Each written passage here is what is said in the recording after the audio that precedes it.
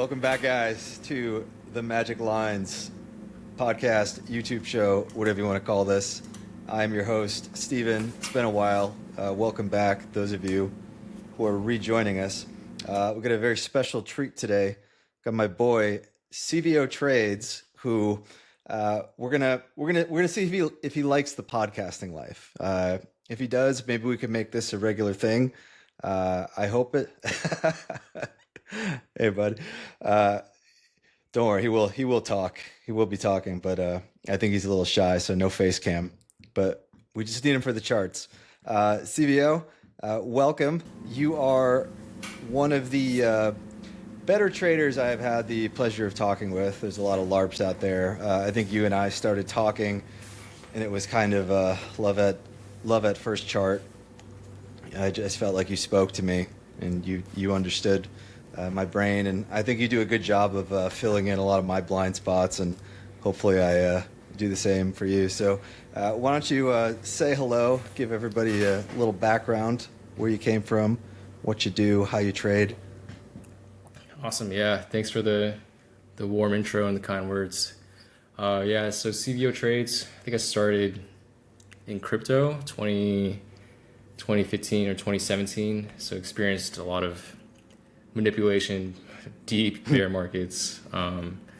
Been kind of glued to the charts. Started off with all the basic EMAs, RSI, Elliott waves. God, fuck Elliott waves so much. Kind of moved over to ICT, and then really put it all together when T-Trades put out that fractal model. Also with quarterly theory, kind of reshaped everything about like risk management and understanding liquidity pools. I wouldn't say I was probably unprofitable for like the majority until maybe like the last 2 years. So I guess the pain was worth it because the profit is much bigger than the losses at the moment. Yeah, feels good when you finally get on the other side. For sure. Took me years of bashing my head against the wall before it finally clicked. I think everybody has the same story. I don't know if I've ever heard anybody who started doing this and then like 6 months later was just crushing. It's just a school of hard knocks every time. Yeah, if they exist, then they're a genius. Yeah, I'd love to talk to them. All right, some quick housekeeping items. If you're watching this and you're not subscribed to the channel, please subscribe. Helps us out. We also got the free Discord link in the description below if you want to come say hey. I'm always putting out some daily content in there. Also, give us a follow on X. CVO, you got a couple accounts now. Are you trying to push everybody to the new one? Yeah, but I think we'll just focus on the CVO Trades one for now. But if anyone's interested in a new one, it's going to be, I think it's C3 maxing. C3 maxing. 2 X's? Yeah. You couldn't get C3 maxing with 1 X and an underscore? I think somebody took it already, so I was pissed. Oh, and there's no underscore, so it's just C3 maxing. But yeah, I'll probably navigate in the next bull market to this. Nice, love that. What's your normal? Is it just CVO Trades? Yeah, just CVO Trades. So I think like this.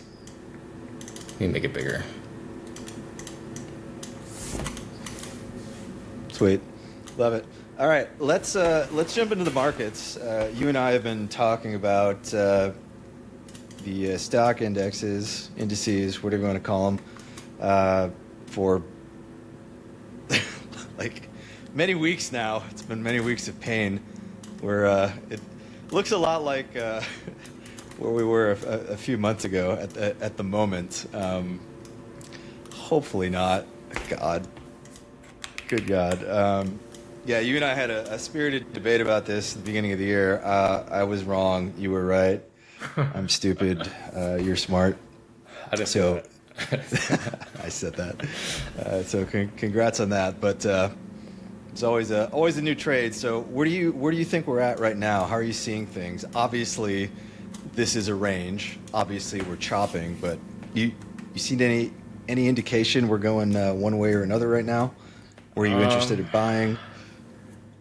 Well, first, I didn't expect it to be the past quarter, like quarter two. I didn't expect it to be this strong. Like this is way different than last year, where we kind of like That was chopped up. crazy. Yeah, crazy. This was just straight like money shots, like up. So that kind of caught me off guard.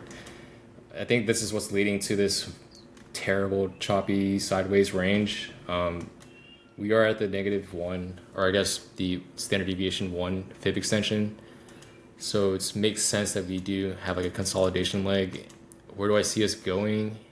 I think we're just going to be in hell until this June low is taken out. So 28,517.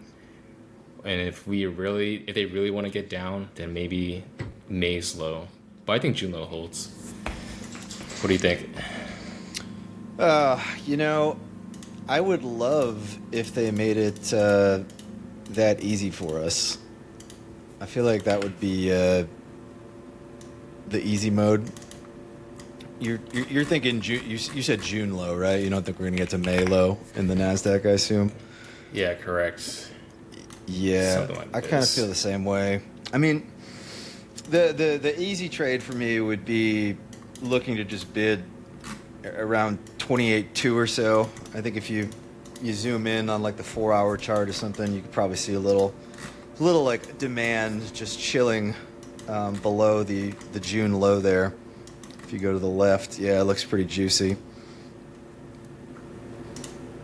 This one? Yeah, Yeah, I can see that.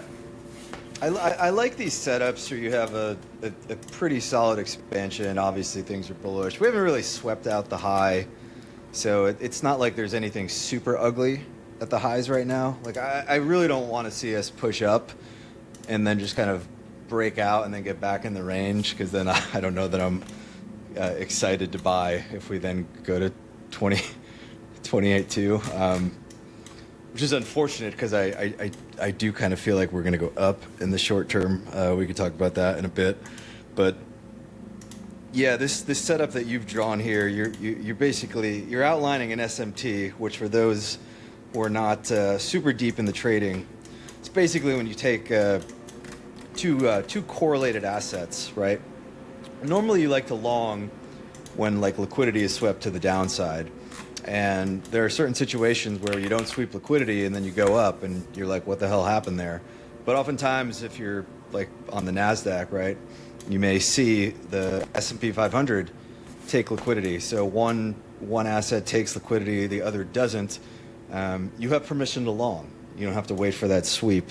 It's just sort of a sign that there's some relative strength in the market. So it's funny, because we thought the SMT was going to be with ES taking the lows before, but now it's looking like the Nasdaq is the weaker asset, huh?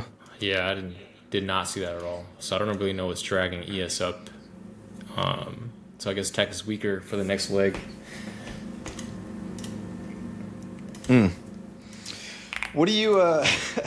So what is your plan if we don't go down? Like, where's the point where you're like, this is the thing I don't want to think about, right? It's just so much easier if we just go down. If we go down, we just watch for some stuff, we bid, probably make a lot of money. But if we just start pushing up from here, what do you do? If you start pushing up, then I think the top is going to be very close. So if we push up to here, then I just think it's done. And then we can just attribute it to midterm price action. And then maybe quarter threes, reversal. And then quarter three, which we're in right now, would be accumulation for the bearish manipulation coming in fourth quarter. And then quarter one of next year can just restart accumulation again and reversal, if that makes sense. Yeah, so pop up the quarterly chart so people could see what you're talking about there. You're talking about quarterly theory concept, which is this idea that price sort of moves in these basically 4 phases. Typically have a phase of accumulation, a phase of manipulation, a phase of expansion, and then you have this kind of catch-all X phase that you can sometimes insert wherever it need be. But I think maybe you would explain it differently, but the easiest way I think to think about this, I think, is to just like kind of not think about it in quarters and think about it in threes. Like you usually have a candle on the chart that is sideways. It's a cumulative. You'll usually have a candle that is manipulative that takes out the low of that candle, and then you get the candle that expands. Like that's kind of like the bulk of it. And yeah, you can see on the chart there, that was a clean setup. Here's the accumulation. There's the manipulation. And there's the expansion. Yeah, the reason why I said I was caught off guard is because quarter two was manipulation, and it was so quick in distribution. So like there was barely any time for anyone to get on side right here. It just ripped. So that's kind of my thinking. Maybe accelerated. that was one of the gnarliest moves I've ever seen. That was like a crypto move, right? That was like old school, like 2014 Bitcoin status. And then, just like to add on, they didn't even manipulate it in quarter two. They did it at the end of quarter one. So it's kind of like they just combined it. They accelerated the whole process even more. They became way more complex because quarter two starts in April, but then they swept out whatever liquidity in the end of March. So that's kind of why I was like, I was waiting for one more sweep, but it never came. So it just kind of sent.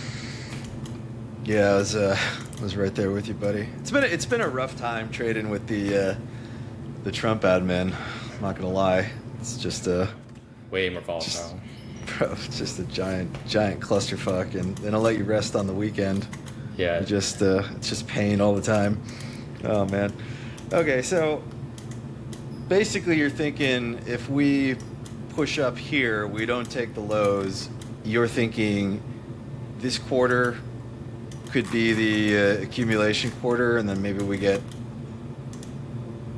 that last move up, and then that's all she wrote. Yeah, I think something like this, basically. So what are we in quarter three right now? So quarter three, reversal, bearish reversal, quarter four continuation / bullish accumulation. Then quarter one of 2027 manipulates that low, and then quarter two just resends it again. So this would be a long, unideal. Is that a word? Unideal? Not ideal consolidation period. So that's my thinking. What's your plan? I haven't thought about how low we would go too much. I think if what you're saying plays out, then I'd worry we go back down to low 24s or something. I think. Jeez, 24 is wild. Maybe. Yeah, it's so deep, actually. I mean, I know you hate the Elliott waivers, but it's been some pretty clean. What do we have? We have like three kind of like really big waves from that 21 turbo mega zone that we came out of. But the thing, I don't think we would test the open of the previous year. So if we went to 24, that would be below this year's open. I think at most it would be the top of whatever this is. Yeah, you think we'll just kind of hold out around 2026? Yeah. Yearly open?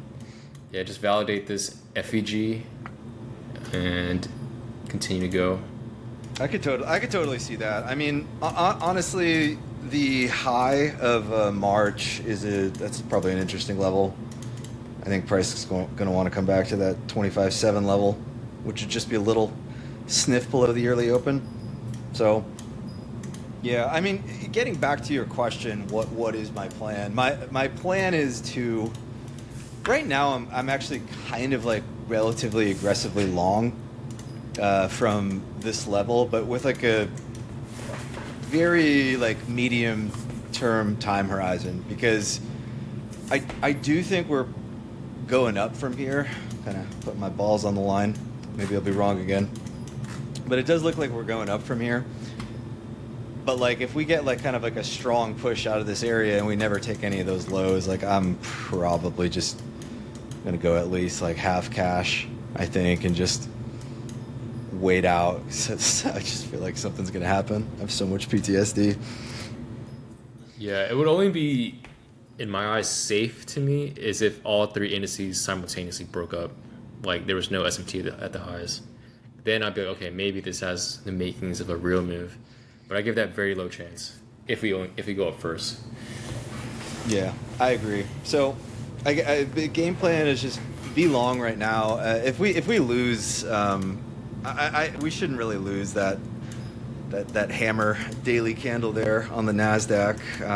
I mean, we shouldn't really go too much lower than we already did today. I think this move this week is just retesting that little hammer. This one that we put in there. Yeah. It's a Monday. We're recording this before CPI, right? So we're kind of selling off before CPI. I don't know, the way that I see it. Here, let me pop my screen on real quick.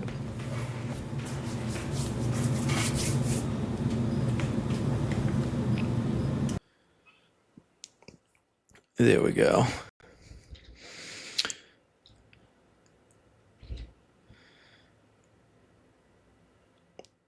I mean, obviously, this is just some massive high time frame bullish order flow. Don't need to be a rocket scientist to see that.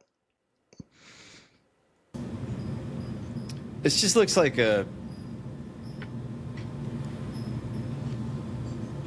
we got like a double tap of the low here. So like once I have this range and I see two taps, my general mental model is on the second tap, I want to see if there's some sort of like really strong, like these are the types of candles that you look for, right? These hammers, long wick and then a strong push away. And then the formula is like, look for price to go back to the zone. And you're looking for some sort of market structure break from there. And then you're typically good to go. I don't know that this is it, right? I could see a move up from CPI and then we yo-yo back and then something like that. And then you're pretty good to go. And I think once that happens, like this just looks like it's just a big fat, like kind of low resistance run above us. So that's kind of what I'm thinking right now. Like basically this is just a cumulative kind of thing here, and this is kind of the manipulation and then the retest, but this is not confirmed yet. But I have been kind of like buying in anticipation, but I kind of like watch the charts like a hawk. I'm there like every New York session and sometimes just freak out and close everything like I'm sure you do sometimes if it just doesn't look great. That recent, I like the leverage. That recent structure kind of looks like an M. The one, like it couldn't really break above that lower high. It kind of just, if you look at it, it's like a bat or like an M. It just doesn't look like, what's the word I'm looking for? Confident or obvious. Yeah. It's like a... Yeah, you're talking about this right here. Yeah. Yeah, I don't love that either. Like so if it displays higher just a little bit more and then retested it, I'd be like, okay, you're right. But right now it's just so indecisive. Yeah, I can't say I strongly disagree with you. I definitely can't. It's just a shitty chart to analyze right now. It's a choppy mess. It's a choppy freaking mess. I like being long here because I just think the invalidation is kind of easy, and I just sometimes do that a position if the upside's good, the invalidation's easy. Because there is a world where this just kind of like turbos up and then goes. Like I'm not saying that can't happen. It's definitely a possibility. But I would be wary of it. I'll be wary of it. Obviously, so much of this is conditional on CPI tomorrow. If the number is complete dog shit, then probably just gonna get the hell out of everything. For sure. But I think I would bid. I would bid down here, regardless. Like even if the number was terrible, like I'm probably bidding. I'd probably just bid all the way from 27.2 to 28.3. Not bidding Nasdaq, but like bidding other stocks that we're watching. And maybe that's a good time to start transitioning to other things, because we're kind of talking about the Nasdaq here for like our sort of higher time frame bias, our guideposts on the market. But we're kind of thinking about where we should be putting the money as far as like sectors go. I know you had a few things you wanted to talk about. All right, EWI, Korea. What are you seeing here? Basically the same as Nasdaq. I think we can't, it's kind of like a no man's land until we see a weekly hammer at June lows. Is this June? Oh, sorry, we're already under June. So May lows, it looks like. I already set an alert. So 159. If we start seeing, let me turn this off. If you start seeing this on a weekly, I'll start getting interested. I will be max. I'll even do this right now. I'll be max long if this weekly candle happens under 159.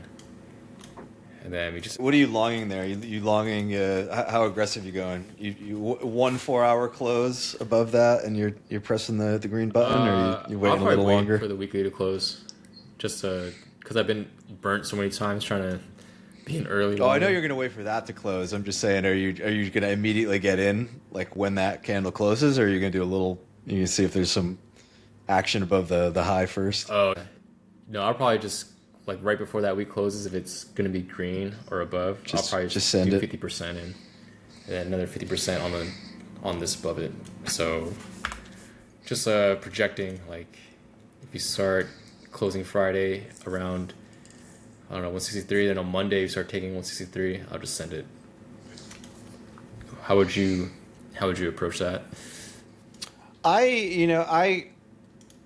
I do a lot of scalping. I live on the lower time frames quite a bit. I don't have any problem trading like the 15-second chart. So I like to get into the New York. I do similar to what you do, where like I get that trigger and I just put some position on just so I don't feel like FOMO and make terrible decisions.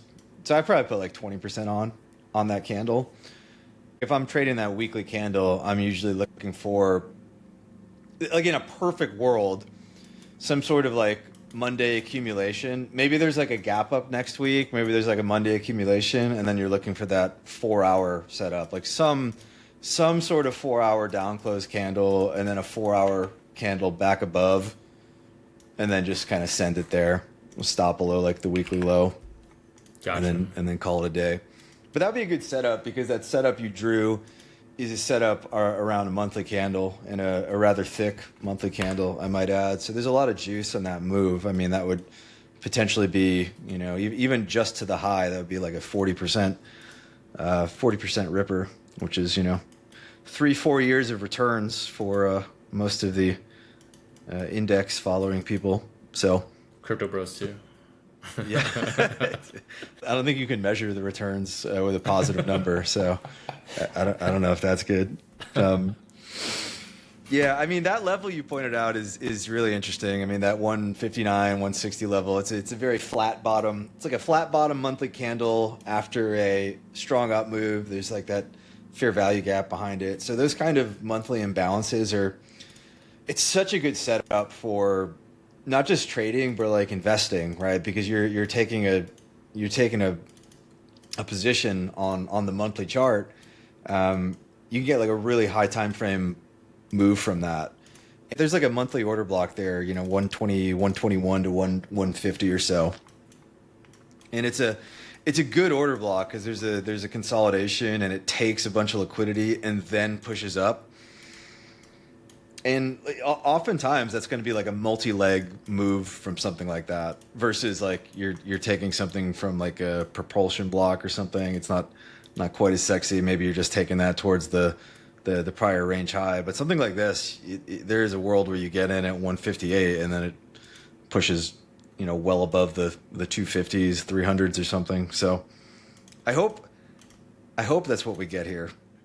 I'm still a little unsure, like where exactly in the cycle we are. Like part of me is like looking at the AI stuff, and I use it all the time, as you know. And I just am just like, holy God, it feels like we're just getting into like the the really kind of crazy shit that's about to happen. I'm kind of a boomer. I think I'm a little older than you, so I don't know if you went through the internet bubble, but I lost a lot of money as a child in the internet bubble. Yeah, I wasn't trading then. Yeah, school of hard knocks for me. Everything I bought went down like 80%. Lost everything, but and there's like the temptation to compare this to that because that's what we do as humans. Like we pattern match and everything. It feels different to me because that was very obviously air, and it was air at the time too. And this is not like people are using this stuff. They're becoming more productive. I'm just starting to see all my normie friends start using it, and the tech is just now becoming like a little bit more normie friendly. It's still like super early and hard to use. Like I just think the productivity gains are going to be freaking crazy. Which means like where do you invest? It's been the bottleneck trade for a while. What's the bottleneck? What's the next bottleneck? Is there going to be a hot new bottleneck? I tend to just think memory is going to keep being really, really sexy, and I've been putting a lot of energy into basically just watching the Micron and the SanDisk charts because I kind of just want to buy a lot of those. I know you were really into the optical stuff before, and I've had some positions on there. I know you and I both like Credo. We'll probably talk about that one after. But how do you feel about memory? Memory, yeah, I'm in the same boat as you. I think they still got a lot of juice left, just because based on Micron's like backlogs, they're basically booked out until I think 2030, and they make more revenue than like 3 of the Mag 7 companies combined or something like that. Yeah. And they're not even at the same market cap. So I feel we've got enough juice for at least 3 more years at minimum. But 2030 is probably when it starts to maybe slow down. Yeah, I'm not like a big fundamentals guy. I feel like every time I think about fundamentals too much, I make stupid decisions. I like to trade the chart. I like to have a thesis, and I like when there's confluence between those two things. But I'm never going to buy Micron because it's quote unquote cheap, right? That doesn't make any sense. The thing with Micron right now is like you've got these people on X who are kind of like there's like this whole like mid curve crew who's just like, look how low the price to earnings ratio is on Micron. It's a 6, right? But like it's always the lowest at like the cycle peak. That's kind of how these things work. The question is like, is this the cycle peak? The question is like, is this time different? Because memory's always been so cyclical, and Micron's always been kind of like a bit of a shit show to own. And as soon as it starts turboing up, it just kind of comes back down to earth. There's been some nasty moves here. Probably horrible. They don't look like a lot on the chart, but it looks like these are like 80% drawdowns or some shit. Some places. Like, yeah, what was that? What was that drawdown before we piled on? Oh God, 60%. 62%, right? That was like way back in December. 2024 to 2025. 10 a 2020, year. like a year ago. Okay, that was the tariff.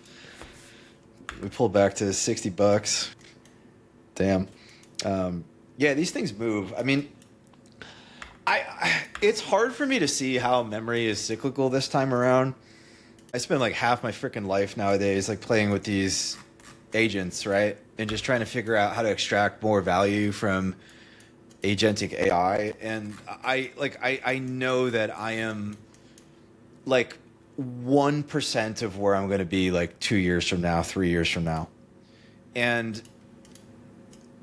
the AI stuff is so interesting to me because it's, other than like energy, I don't think there's anything else on Earth where there's like basically like an infinite demand for it. It's like every other product we create, there's like a cycle because we create the product, there's demand, and then that demand drives more supply, and then the supply like outpaces the demand, and then the prices drop. The consumer's happy, but then like margins kind of go to zero, and then like, you know, company valuations go down as a result, right? But like with intelligence, like what is the limit for intelligence. Like you're like, nah, that's enough intelligence. Nah, I've made enough money. No, I'm productive enough. Like, no, it's like not going to work that way. And in the stock market, right, everything is relative, right? So your company always has to be a little bit better than your competitor, right? The prices have to be a little bit better. The productivity has to be a little bit better. Everything has to be a little bit better, which means like you can't just be like, oh, this model is good enough. Like we're getting a lot of value from it. We're just going to use this model now. Because like your competitor adopts like Fable 5 and Fable 12 and Fable 30 and whoever knows where we go. And like they have like a 10% edge on you and then you're done. So you got to keep that up, which means you got to keep using these models. You got to keep doing the agentic work. And that all ties back to memory because the memory is like the huge input into this stuff, right? It's the new gold. Have you seen that website that guy put up with the memory calculator thing? I can't remember the name of it. No, I haven't. He's like the memory guy on X, and he built a pretty sick website with like all like little slider bars you can move around and everything, probably with AI. And it is almost impossible to make the numbers go to a place where Micron isn't worth like $1,500 at least. Like it's like almost impossible. Like you have to basically simultaneously project some crazy efficiency innovation in tandem with like just demand not growing. All that is to say, like I really want to buy this stuff, but the question now is like where do we want to buy it? So let's go to Micron. Like what are you seeing in the chart? I'm going to sound like a broken record, but it's probably going to be sweep of June lows into my price target is personally like 17 to 2,000, which sounds crazy, but doesn't sound crazy at all. Doesn't sound crazy at all. I mean, I think Micron is worth 15 if you just give it like it's kind of like average, yeah, I think it's PE multiple. I think that's a pretty reasonable target, especially if you could buy it where you're looking at. Yeah, you said this is a common trend with a lot of stuff. It's this kind of like sweep of the June low, sweep of the June low, sweep of the June low. Pretty much every chart I've been looking at kind of has like the same thing going on. What I personally like about the Micron chart is like I think it's about to put in Head and Shoulders. I hope I'm wrong about stocks, and I hope we push up a little bit, and I hope memory and semis push up a little bit more, and then they print this like kind of nasty looking Head and Shoulders, because that's going to set up for a really nice like fake Head and Shoulders, because we've got all that demand sitting right below us, and that's what I like about the Micron chart versus the Nasdaq. Like if you look at the Nasdaq chart, there's just like air below, right? There's nothing there. It's just what's there? Nothing. It's kind of scary, to be honest. That's kind of scary, right? But but these charts like Micron, where you've got these high time frame levels just chilling right below us, you're building up all this liquidity right above this demand, and you get all the Head and Shoulders shorters kind of piling on right as you get into those levels, and then hopefully rip. I think Nvidia put in something like this a while back, if I'm not mistaken. Yeah, that whole thing was basically like a very ugly looking Head and Shoulders. It was like a quadruple Head and Shoulders. It was like Head and Shoulders within Head and Shoulders, and I think there was one even earlier in the chart history too, if I'm not mistaken. Oh, this. Yeah, that's the very similar to Micron. I mean, it's that one's worse than Micron because we actually did tap the level initially, and then we came back and swept it. So I think the Micron one's actually even a little bit better. But yeah, it's kind of the same principle there. So hopefully we get that. It kind of makes a lot of sense too, because I do get the vibe that Micron is kind of in the same, the zeitgeist around it is very similar to where Nvidia was before. You got this thing, it's ripping, nobody can rip their head around it. Everyone's like, it's expensive. There's like the new paradigm bros, right? And then people are just like, it's not different this time. And then it was very, very, very, very different in the case of Nvidia. So yeah, they don't really have a competitor, do they? Like in the US? No, I mean, Micron is I've been doing a lot of digging into this with my boy Fable, and Micron's an interesting company because they have like really strong moats, and they're very diversified across like the various different paths that memory demand could take. There's one kind of memory that SanDisk I think is like very focused on, and if there were to be like some sort of efficiency innovation in that realm, like there you could potentially see like SanDisk getting hurt a lot more than NVIDIA. SanDisk looks almost exact. That's like almost exactly like the NVIDIA fractal. This was The constructive. SanDisk setup would be very nice. You could have that kind of like 3 drives, like weakening drives into that area. We get one more stab down. Ugh, the dream. I hope this plays out because like we're gonna get like over 100% in this stuff. I think in very short order if the gods smile upon us. I am a little worried about the midterm and all the other things. I feel like midterm years are they're kind of crappy, right? Yeah, I think it's my first time really trading midterm year in terms of stocks. I didn't really pay attention too much during the crypto years, but I didn't really believe everyone was saying, "Oh, it's midterm year, just kind of go risk off in third quarter." I was like, "Yeah, right." I was expecting the same like copy paste from last year, but now I learned my lesson. Yeah. I mean, that's so the glorious thing for us would be that we do get that stab down, and then we get that massive push up, and everybody's getting into the market right when you go risk off. Take the money and run. Yeah, this one looks. Oops. This one looks pretty constructive actually. Maybe August does another sweep of July though, and then it sends. If I was a market maker, that's how I would think about it.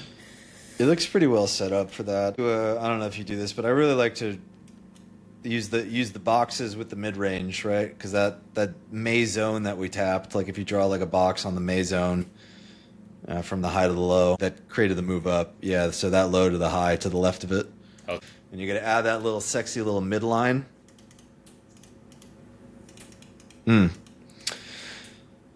So that level looks interesting to me. What is this on the chart here? I gotta talk to it for the people who don't. For some 14. reason, there's people who just listen to audio on the charting podcast, which I've never understood.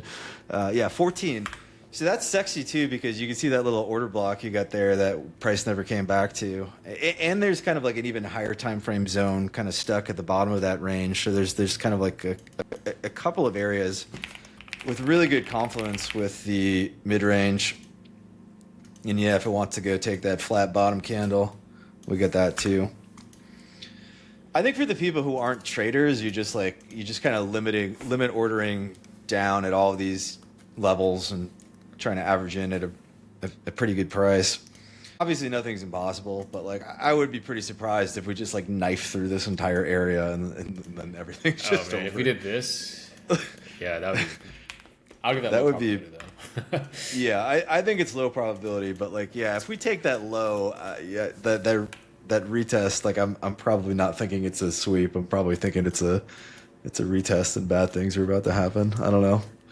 This actually looks Maybe pretty we good. could sweep it. I don't know. If it looks like this, Something like that looks pretty good. yeah, it looks like a nice reset. It's kind of like a Christmas tree.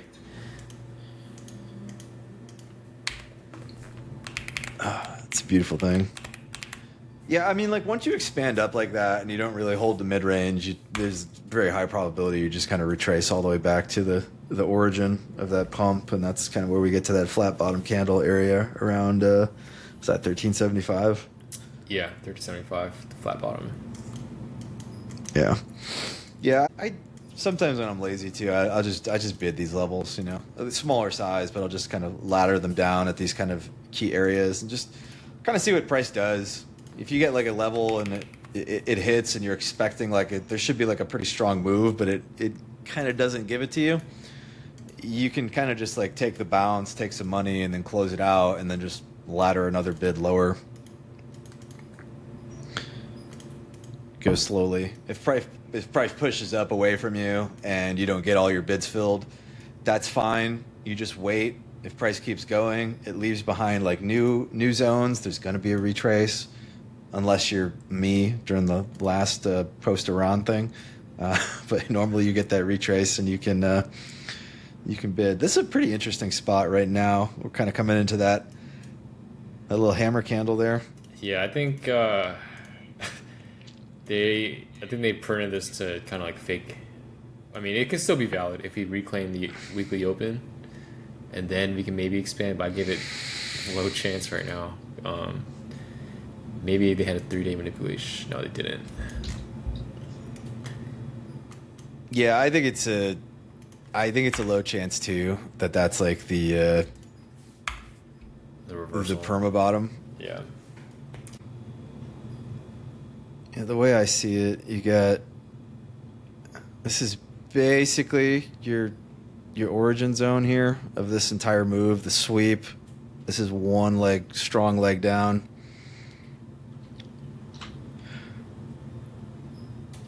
This could just end up being, and I think this is probably what will happen. You just get like some corrective leg up here, right? And then you tap into that mid-range, and then you go.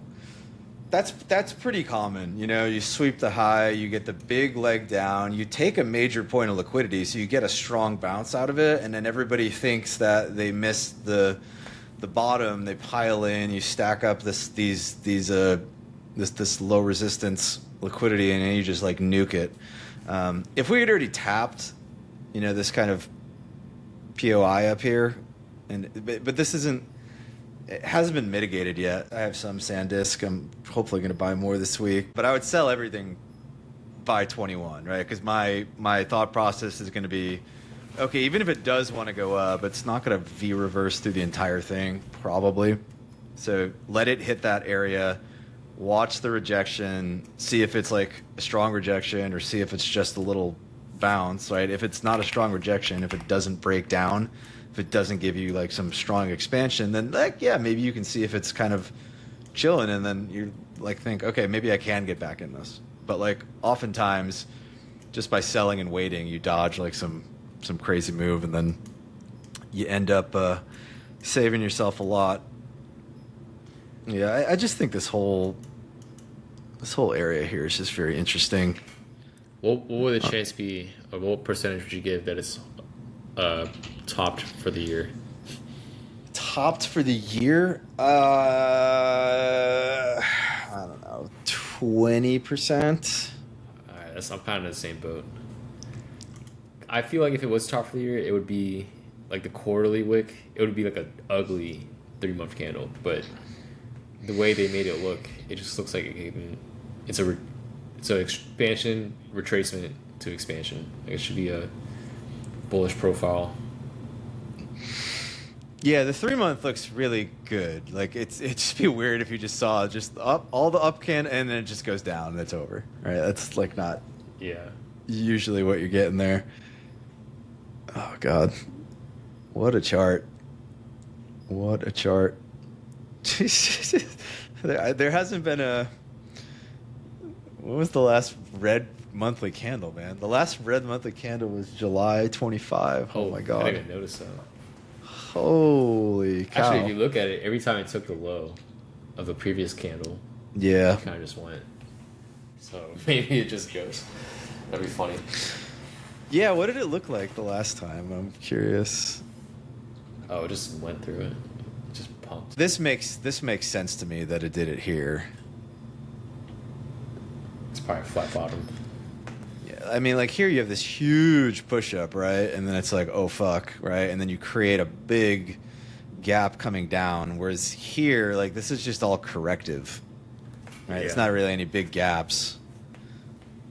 Versus the last move from 2000, you had this huge fair value gap from 2K to 18.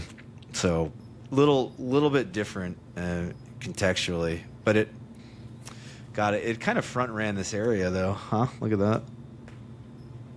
Maybe it got it on the 12-hour chart. I've been using the 12-hour chart instead of the daily, Like extended as my. Yeah, because there's so many times where actually like you think it didn't take something, but it took it in the after hour session. Oh yeah, I think you told me that on Nvidia. Yeah, in Nvidia we were talking about that.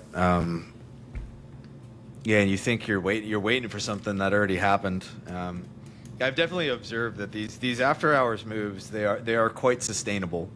Like price definitely does not need to go back there. Yeah, I didn't think it was real before, but it's yeah, no, real. it's very real. I mean, that was a nasty move. It didn't even give you come back to the candle. Yeah, so like all the entries there just got you left behind. These stocks really reward like kind of a YOLO ape trading. I've noticed Wall Street. it'll come back, but yeah, I like this area. I like this area a lot. Where did I get on the chart? Like 12 to 14.4. Probably just be laddering bids down there. I mean, if I had to pick something, this looks kind of sexy on the 12-hour chart here. Just a little liquidity. There's a mid-range at 1360, so that could be a sexy level. I would bid there. I would bid 1360. I would bid like the top of that zone, 1450 or so, with a little bit just in case. Sometimes you just kind of graze the top of those areas and send. But those would be like kind of like my two main areas of interest, I think, on this 1450 and 1357. Would you be doing just regular SanDisk shares or leverage shares or calls? Yeah, I mean, I literally own this right now. You can actually see where I bid today. And it sucks that it did sweep out at that high. No. I hate that when it doesn't do that. That pisses me off. Really? I love this. It gives me something to trade to. Although, like, I don't know that this high is any good, to be honest. I mean, I kind of feel like I should just TP it, like, in there, 25, maybe 26 or something. Yeah, it's probably a lot for it to ask to go through that whole gap. And the SanDisk chart doesn't look super good. Yeah, I mean, there's just like it's like textbook like a fat order block here. Yeah. Yeah, just looks like a underside retest of that. So well, actually, just invert it real quick and then just be objective. I feel good about this going up here, right? So how would you feel about your entry right now, like in your regular? My entry right now, I'm just like, get the fuck out there, basically. Yeah, I don't feel that good about it. I'm not going to be holding that.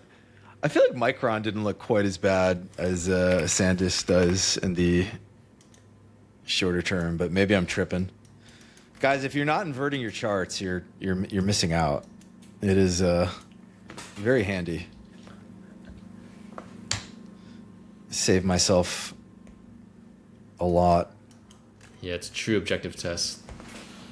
How's this bad boy look? Yeah, I think it still looks pretty bullish on the inverted. It looks like he just wants to take that wick, right? Yeah, that one. Right. Whatever that is.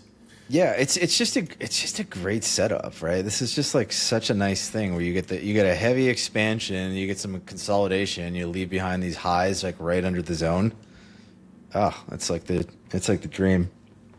I really do think that maybe I'm just wrong about the index. I really do think the index looks like it kind of wants to rip, which doesn't quite align with how I'm kind of viewing the memory stocks, which do look kind of bearish in the short medium term. I do have to concede.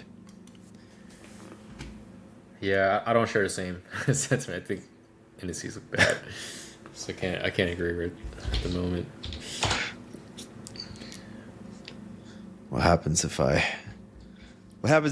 invert the Nasdaq chart? I inverted this and I was like, yeah, this looks kind of bearish. It looks like It just looks like no trade zone. Like no, just like wait. oops.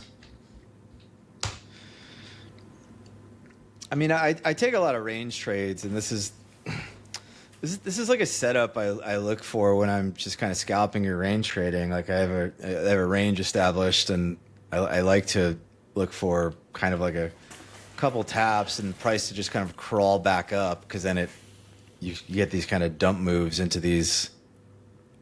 It's building. It's kind of tasty lows here. Yeah, it's just kind of building up liquidity. It looks like to me. The other thing too, I think that was kind of interesting as we go back to the Nasdaq for the 50th time is I was looking at the mid range of the May candle here, and kind of looks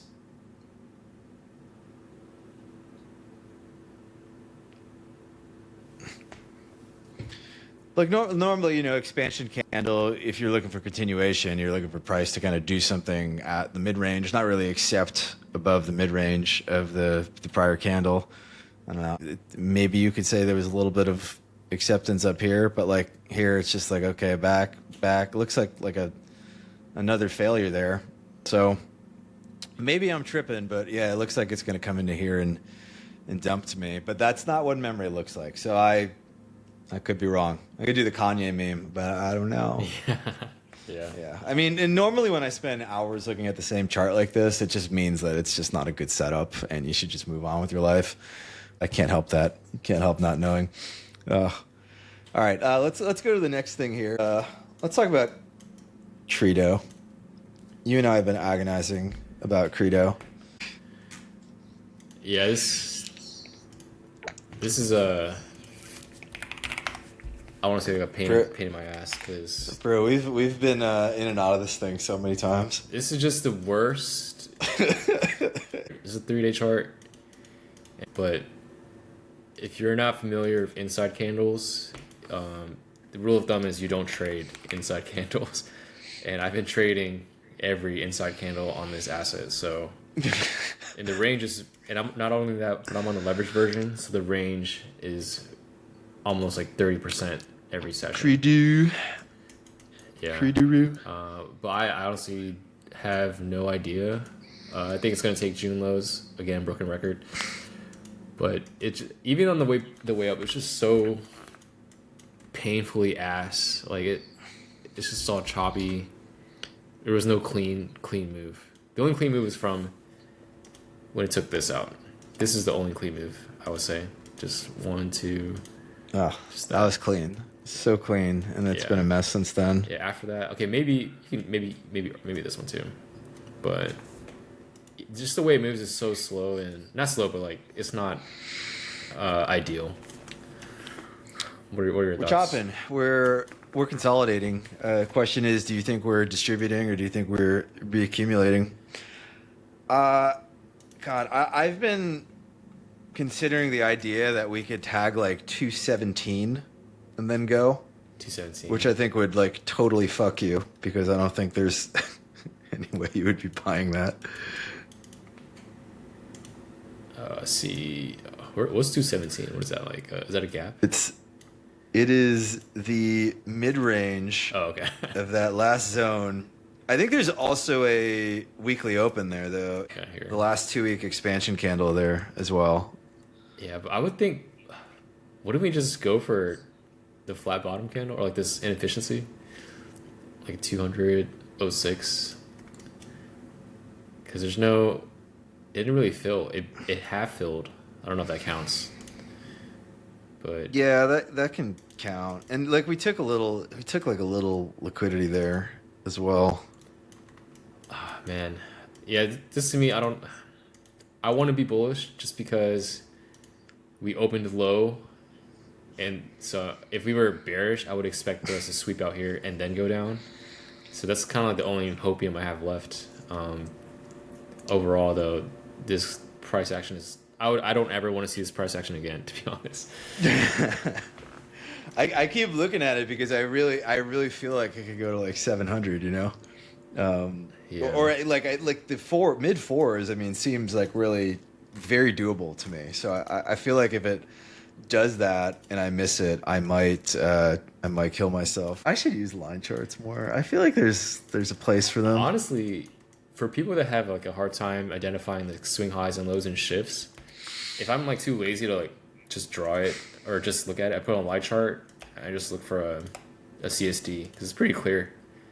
Like right. Yeah, so that level I pointed out actually looks not too bad on the the line chart there. Another higher high retest as a higher low. So right now we're just kind of retesting the zone that retested the previous high there. Yeah, right now this, I don't know what that is. But yeah, that looks like shit. Yeah, that's just it's like a heartbeat flatline. That looks pretty terrible, undeniably terrible. But look, if you draw out a range from 150, you know, that low to the high, I mean, you could definitely say that we're consolidating, accepting in the upper part of that range, right? And so there is definitely a world where this is just sort of that thing you get where you're like, okay, if you want expansion continuation, you're looking for something above the mid-range, which is counterintuitive to the way a lot of people learn how to trade, because a lot of people just always think about buying in discount. But like when you're trading expansions, they don't retrace to discount. Like that's not how they work, right? So the ideal setup is you get that move up, you get consolidation, and consolidation is accepting, it's chilling above the mid-range, but then you get that one stab kind of out of that consolidation. It's got to be bought up quickly, you know? Yeah. And then you're good to go. So maybe that's the stab to 217. I kind of think it's just going to repeat like over here. Like we're just going to... I mean, 200 is probably an okay level, right? Yeah, sweep out June low. Yeah. Basically just June low everywhere. Oh, look, we're just June low maxing, basically. Yeah. God, but yeah, I don't... It's just too volatile to be on leverage on this. Yeah, it's mental illness right now. You really got to wait for it to do something. We got to wait for it to... I don't know, maybe you could be adventurous and bid that weekly open. I wouldn't hate that. I feel like I get rewarded for bidding these weekly opens, honestly, especially this one, because the weekly structure does look pretty good. It would be the one above it. Oh, it's okay. Yeah, that 217 one looks kind of interesting. Maybe you could say like it tags like that previous range high, so there's a little overlap with that previous like high time frame range high, just a little below the weekly open. It's probably at like 215. Yeah, right there. See that previous range? All the way to the left of your screen. Yeah. Oh, okay. Yeah, so could tag that again. Definitely wouldn't want to tag it like a third time. I mean, even that time I would prefer it not, but also part of me kind of thinks we hit our fib extension, because if you compare it, this is if you compare last year to where we topped, and you compare this year, yeah, I guess we didn't yet. Yeah, I was looking at that. That's why I was saying like mid fours seems like very doable. Yeah. Yeah, because if you fib that out, it like should be 440, 450 ish. It's doable. That'd be perfect if it come here and exit and then just come back later. But yeah. Let's close out with some bear porn. Oops. I took this one too early. Full transparency. I got I was short spot and short options. I got stopped out on my spot. I still got my options. Was it on that gap? I think the options. Oh yeah. I mean, I should have saw that coming. Honestly, I'm kind of mad I didn't see that coming. Yeah, I feel like they're known. They're always. It's just a standard little. Yeah, yeah, I think we're putting in that. I think that was like the start of the bearish order block that expands out of the range to the downside. So And I think on the 12-hour chart, I think we put in a 12-hour bearish CSD, if I'm not mistaken. Right here, I think. Yeah. Actually, let's test it out on inverted. I feel like it looks so good on inverted. I feel like it's gonna look great. Let me turn on the thing real quick. Damn, yeah, that looks juicy. It looks so good. I love these setups where you already have like that first push out of the range. Just kind of like it's like when you're cliff diving and you throw that rock off the cliff first, just so you don't get splatted. It's just like somebody already threw the rock and now you're free. You're free to go. Yeah, we did the wick lows created. Now it just has to expand. So I feel like this is kind of a foreshadowing of the stock market too, because when crypto dumps, or it looks like it's about to dump, usually the stock's going to dump too. I feel like crypto front run stocks. I feel like the crypto bear market's basically almost over at this point. It's got like one little one more leg. It's probably got one little small leg down. Yeah. And then I don't know, maybe just apathy. But I think on Circle I'm like slightly worried about that like 52-ish level or something. I guess I can squint and see like a daily order block up there that hasn't been tagged. I feel like it has to make the low. Well, this is what is this? It's a gap or a flat bottom kind of. Yeah. I see what you're saying. So I think it'll go there, right? I think that's an easy go to. But I'm like, it's gonna reject from there and it's gonna get me again.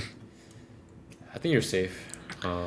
I mean, like, look, pull up like the 6 month, like the 6 month chart. Even the yearly chart, I think, looks like very bad. But like the 6 month is a little more granularity to it. Holy hell. Yeah, like so. You can see like last semi-year, the last 6 month candle, get a nice closure below. Did we sweep that bullish candle high too? I think we did, right? No, not on. Oh, we didn't. Not on 6 months. Yeah, It was on. It doesn't matter. I think it was on a. Oh, actually, no, it wasn't on anything. Yeah, I guess not. Doesn't really matter because we closed below it anyway. But this just looks so. I just can't. I think it's going to like 30. I think there's like a bunch of fibs you can draw, and I think they all point to like 30 or so. I got a couple fibs to $30, which seems like a I would just TP decent trade. at 49. Be done for the day. Just that low. Don't get greedy. Yeah. It's. Yeah, no, I would do the same. I would take like 80-90% off there and let it ride. With options, I would just take the options off. I hate keeping options on after the liquidity because it sometimes just goes sideways and you get theta burned. But if I'm like short spot, I don't have a problem leaving a runner on there. You know what's funny? It's they painted the CSD and it looked really good until it didn't. They made it like a clear, like a break, but in reality, it's just inducement.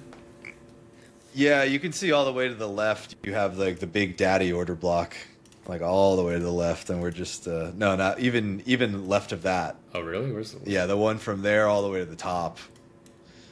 Yeah, to the bottom of that line right there. Oh. Yep. So if you drag that across, see that? It's actually just the first. Oh, God. Offering of fair, there is a higher time frame fair value gap there. That's like actually the first time fair value was offered, right? So yeah, it's like a fake structure break, but you have to like have that really high time frame context to see that. It's kind of hard to see without the line chart, honestly. I'm just curious. I want to see what Bitcoin was at when. Okay, so here was the Bitcoin top. Damn, it already kind of dumped a lot more. I feel like crypto stocks front run crypto. Honestly, I feel like that's like a very common pattern I see. Yeah, you might be on point at that. Damn. Like I remember buying Coinbase like $30 or $40 or whatever back in the day, and that was like way before crypto ended up reversing. MSTR was like going before Bitcoin was. Did you? I will say this part was hard to trade. Like these consolidations were hard to hold. I just went like forehead, inverted head and shoulders, and just clicked the long button. I just held it through the whole thing. Damn. Yeah, I think I held it to like 260. I think it was a hell of a trade. I also bought Robinhood at like $5 and then sold it at 10, so that was cool. that was a good one. Man. That was a good one. I bought like RIOT at the bottom too, and also sold it for like 30%. It probably went up like 10x or some shit. Yeah. Oh man, this one was actually I might be shortable. You're thinking about shorting RIOT? Yeah. Let me look. Are they an AI company now? Are all the Bitcoin miners AI companies now? Oh yeah, I guess you're right. They pivoted, so maybe it's not as safe. As You can't short AI.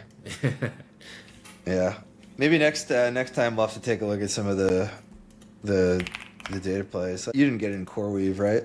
No, I did not get CoreWeave puts. I didn't take anything off this. Yeah, I know you and I have been having a spirited debate on this one.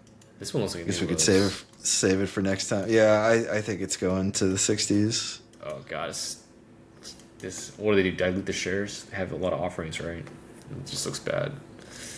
I don't know. I just see lines. I just draw lines, sir. I see what you're saying. Can't be expected to know these things. They come right here. That would be, wow. That'd be crazy. I don't know if I see 40. Where's the mid range on that quarterly candle? Oh.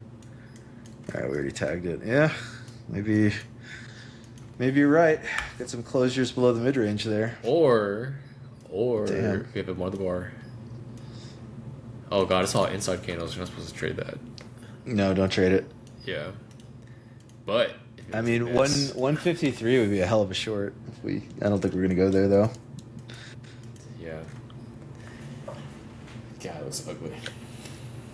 Oh man. Yeah, you got both directions of that monthly mother bar. Damn, Where's the other one? that's clean. Look at it. See the flat candle. Oh shit! I didn't even The notice monthly candle. Yeah, we took both ends of it there. that. Oh, it's definitely coming here for sure. It's definitely going there. That would be an interesting short actually if they gave a little move back up to the. I don't know how high it could go though. Maybe just the gap. It kind of looks like it already did. Yeah, I don't know if it has a reason to go there. The range is kind of wide on this one too. It's kind of hard to hold either way. Like, look at this. It's painful. Oh, this one was nice. All the way down here. Actually, this one was kind of nice too. God, man, trading's so easy in hindsight. Look at hindsight trillionaire. Yeah. Nice on a 3-day chart. Not nice on... Yeah, this would have cucked me for sure.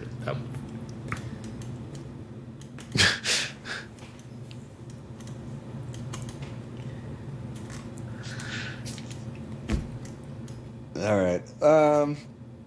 Yeah, we could probably wrap it there. I'll try to keep it reasonable. Smiley face. I know. That was fun, dude. That was the first time I've had a co-host in a while. Had one a while back. He was a cool dude, but wasn't really a trader. So I would just say these words, and he would just look at me like I was an idiot. Be like, "Sure, fair value gap, cool, bro." It's sweet to talk these things with you. I hopefully it wasn't too in the weeds for the people listening. Tried to bring some of it back down to earth. I know there's a lot of people who actually trade and they think this stuff is interesting in the same way that you and I do. So hopefully they get some value out of that. But yeah, hopefully we can do it again. Once again, guys, if you enjoyed the content, subscribe. Be sure to follow CVO and check out the Discord and the link below. Hopefully we'll be back with another one in a week or two. Until then. See if I get wrecked on the Nasdaq, and I'm probably gonna sell this memory tomorrow, or I'm gonna be looking down the barrel of a gun. So, thanks for showing me the light on that one, bud. No problem. All right, Later, boys. Good night.